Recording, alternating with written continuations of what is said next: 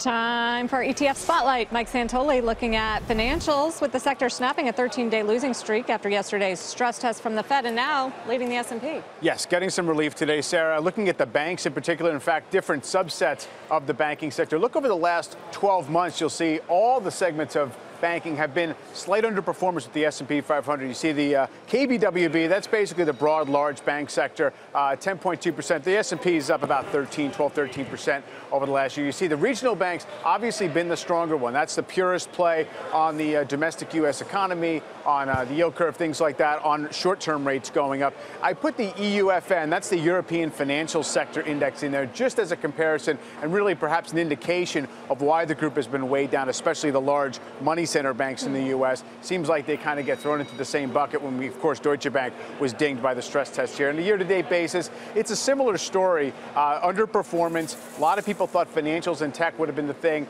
to own going into this year, as well as industrials, and financials have not panned out. The KBWB, the large KBW Bank Index ETF, is down slightly still year-to-date, but that is sort of reassuring to see the regional banks up 5% year-to-date. They obviously say much more about what's happening in the U.S. economy, and that's been a good outperformer. So Wells Fargo today, of course, kind of a hybrid of money center and regional bank, is a good performer today. Yes, in the sweet spot of those two. But I guess regional also has been a bigger beneficiary of the deregulation.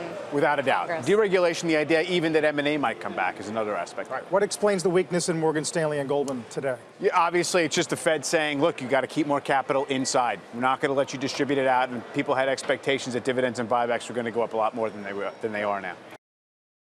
Hey there, thanks for checking out CNBC on YouTube. Be sure to subscribe to stay up to date on all of the day's biggest stories. You can also click on any of the videos around me to watch the latest from CNBC.